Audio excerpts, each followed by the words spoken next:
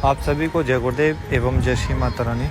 जैसा कि आप सभी लोग जानते हैं कि कुछ समय के उपरांत जो है पितृ पक्ष, जिसको हम लोग श्राद्ध पक्ष भी बोलते हैं, वो आने वाला है। तो संस्थान की तरफ से जो है आपको जो निःशुल्क जो साधना है पितरों को प्रसन्न करने के लिए, वो आपको दी जा रही है। ये साधना कोई भी कर सकता है। ऐसा नहीं है कि किसी के पिता जिंदा हैं तो बेटा नहीं कर सकता या पोता नहीं कर सकता। इसमें कोई भी बाउंडेशन नहीं है। ये अपने पितरों को प्रसन्न करने की साधना होती है। इससे क्या होता है, जब आप इस साधना को संपन्न करते हैं तो आपके जो पितर होते हैं वहाँ पे पूर्ण रूप से प्रसन्न होकर आपको धन, वैभव, संपदा, यश, कीर्ति आदि चीज़ें प्रदान करते हैं। क्योंकि जब घर में जब पिता अर्थात पितृ मतलब जब पितृ ही प्रसन्न नहीं रहेगा तो फिर और शक्तियाँ कौन सी प्रसन्न रहेंगी? वो भी प्रसन्न नहीं रहेंगी। क्योंकि जब तक पितृ प्रसन्न नहीं होते तब तक कोई भी शक्ति आपके घर में प्रवेश नहीं कर सकती है। इसलिए जो पितृ है वह बहुत प्रमुख होते हैं। अब मैं ज़्यादा समय ना गवाते हुए आप सभी लोगों को जो पितृ है वो शांति साधना, ठीक है, पितृ प्रसन्नी साधना मैं आपको एक साथ प्रदान करता हूँ। क्रिया विधि में आपको बता देता हूँ। जिस दिन से श्राद्ध पक्ष प्रारंभ होता है उससे पहले आपको क्या करना है, उससे पहले अपने घर के अंदर एक चौकी लगानी है। चौकी पे सफ़ेद वस्त्र बिछाना है, बीच में सफ़ेद तिल या फिर सफ़ेद चावल की ढेरी, ठीक है, ये ढेरी लगानी है। इसके ऊपर इसके बाद क्या करना है, इसके बाद आपको एक दीपक, मिट्टी का दीपक लगाना है। मिट्टी के दीपक में सरसों का तेल डालना है, ठीक है, सरसों के तेल को जला लेना है। उस दीपक को अपने पितृ का स्वरूप मानकर उसका पूजन करना है, ठीक है। पितरों का पूजन किससे होगा मैं आपको बता देता हूँ। सफ़ेद चीनी, सफ़ेद फूल और सफ़ेद चावल, इससे आप अपना पितरों का पूजन करेंगे। सबसे पहले अपने गुरु का पूजन करें। गुरु पूजन के बाद गणेश पूजन, गणेश के बाद भैरव पूजन, भैरव के बाद अपना ये पितरों का पूजन करेंगे। पूजन में कोई बड़ा विधान नहीं करना, ठीक है, बस अपने पितृ देवताओं को याद करना है। जैसे कि आपको अक्षय चढ़ाना है तो सीधा से बोला कि हे पितृ देवताओं, मैं आपको अक्षय प्रदान करता हूँ, इसको स्वीकार करें, ऐसा बोल के अक्षय चढ़ा देना। ये पूजन आपको जो पितृ पूजन नित्य करना है। जब आप पितृ पूजन नित्य कर लें उसके बाद क्या करनी है आपको, कोई भी माला आपके पास जो भी हो, ठीक है, कोई भी बाउंडेशन नहीं रखनी है, अपने आप को बांधना नहीं है। कोई भी माला, उस माला से पहले आप 5 माला राम नाम करेंगे, जैसे कि राम राम राम राम राम राम राम, 5 माला राम नाम करेंगे। 5 माला राम नाम करने के बाद आपको मैं यह मंत्र दे रहा हूँ, इस मंत्र की आपको 7 माला करनी है। याद रखें 7 माला करनी है। मंत्र है ओम पितृगणाय विद्महे जगत धारिणी धीमहि तन्नो पितृ प्रचोदयातः। इस मंत्र की आपको 7 माला करनी है।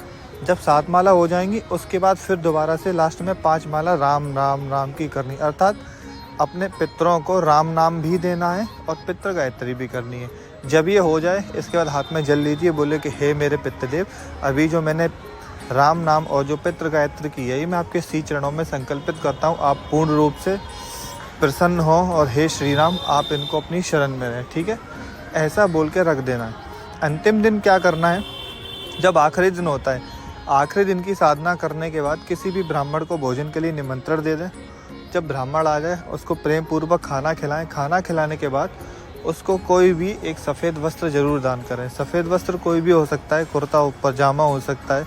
कुर्ता पजामा देने का अगर सामर्थ्य नहीं है तो आप एक सफ़ेद अंगोछा दे सकते हैं।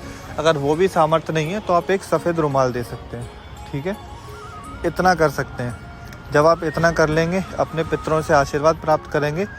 उसके बाद क्या करना है, चौकी पे जो सफ़ेद कपड़ा बिछा था, सारी सामग्री आपने जितने भी इनका पूजन किया है वो सामग्री, दीपक और सफ़ेद तिल, ठीक है, वो सारा का सारा उठा के बांध के क्या करना है, नदी में प्रवाहित कर देना है। इससे आपका पितृ ऋण चुक जाएगा, ठीक है। ये बहुत ही अच्छी साधना है। इस साधना को करने से अवश्य ही अपने पितरों की कृपा प्राप्त होती है और 15 दिन के अंदर अंदर आपके पितर आपको स्वप्न में दर्शन देते हैं, ये निश्चित है। आप अपने पितरों से बात भी कर सकते हैं अच्छे तरीके से, उनसे मार्गदर्शन भी ले सकते हैं। तो ये साधना बहुत ही अच्छी साधना है। आशा करूँगा कि आप लोग इस साधना को अवश्य करोगे। धन्यवाद। जय गुरुदेव।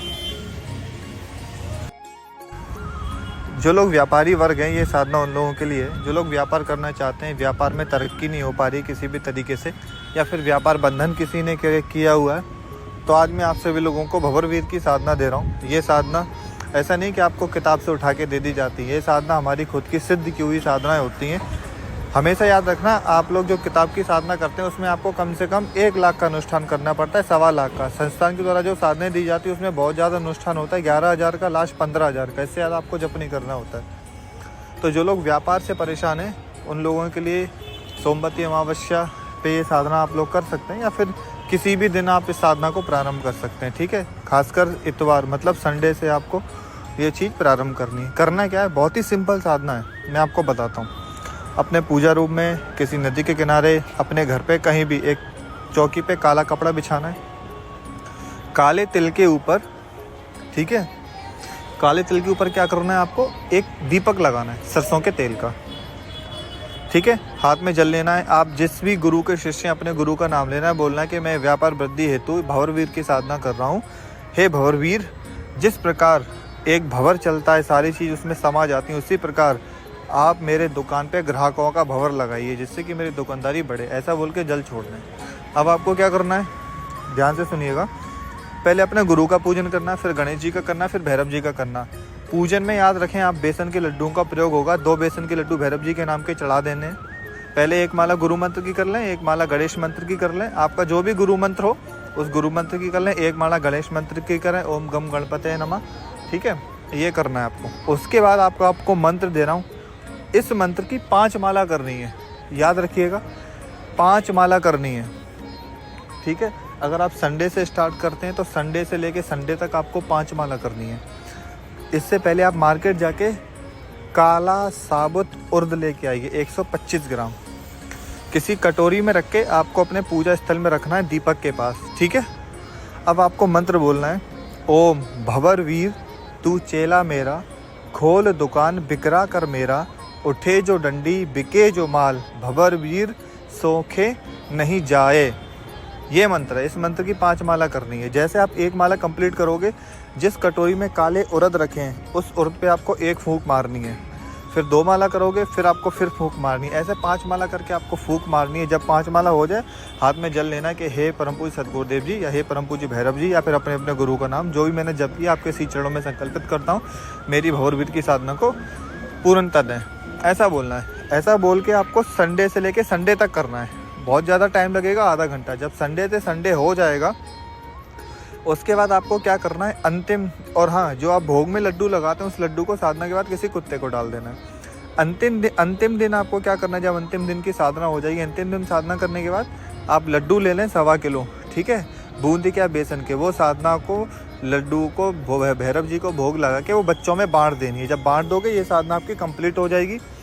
इसके बाद जो उर्द थे, याद रखना, आपके पास जो उर्द थे ना काले वाले, उन सिद्ध किए उर्दों को हमेशा एक डिब्बी में भर के रख लेना है। जब भी आपको लगता है आपका व्यापार कम हो रहा है, उसमें से 21 उर्द निकालने हैं। उन उर्द के ऊपर 21 बार मंत्र पढ़ के फूंक मारनी है। ये करिए संडे को करनी है। दुकान में बैठ के उन उर्दों को दुकान के अंदर फैला देना है। ठीक है, फैला देना है। फैलाने के बाद शाम को जब उर्द होंगे, उर्द इकट्ठे करके काले कपड़े में बांध के रख लेने। इकट्ठे करने के बाद, ठीक है, फिर देखो आपका कैसा दिन, जिंदगी में, जीवन में चमत्कार होता है। दिन दुगनी रात चौगनी आप इस प्रयोग से कर सकते हैं। बहुत ही सिंपल प्रयोग है, कोई खर्चे वाला प्रयोग नहीं है। इस प्रयोग को जो व्यापारी बंधु अवश्य इस प्रयोग को करें। कई सारे लोग लाभ ले चुके हैं, भविष्य में भी आप लाभ ले पाएँ। आशा करता हूँ इस साधना को आप लोग करेंगे और अपने अपने व्यापार को प्रबल करेंगे। धन्यवाद। जय गुरुदेव।